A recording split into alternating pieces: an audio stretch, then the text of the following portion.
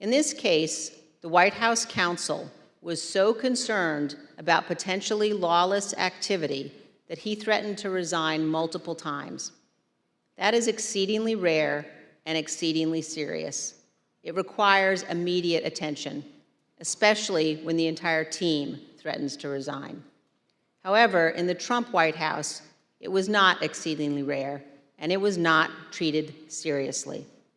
This is a clip of Jared Kushner addressing multiple threats by White House counsel Pat Cipollone and his team of lawyers to resign in the weeks before January 6th.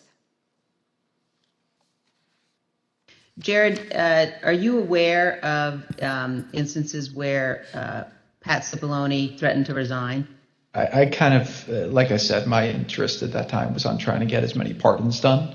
And I know that, he was always, him and the team were always saying, oh, we're going to resign. We're not going to be here if this happens, if that happens. So I kind of took it up to just be whining, to be honest with you. Whining. There's a reason why people serving in our government take an oath to the Constitution. As our founding fathers recognized, democracy is fragile. People in positions of public trust are duty-bound to defend it, to step forward when action is required. In our country, we don't swear an oath to an individual or a political party.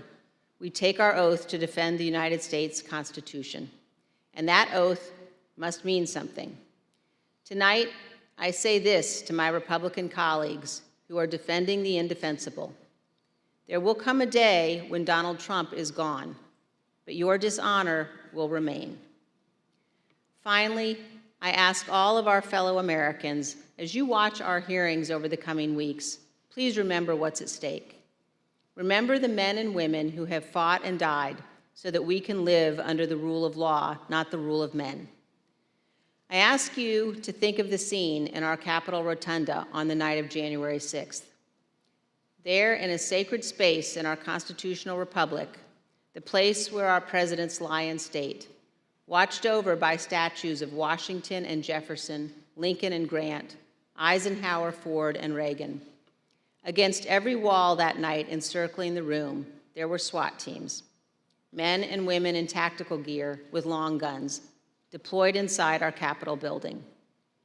There in the rotunda, these brave men and women rested beneath paintings depicting the earliest scenes of our republic, including one painted in 1824 depicting George Washington resigning his commission, voluntarily relinquishing power, handing control of the Continental Army back to Congress.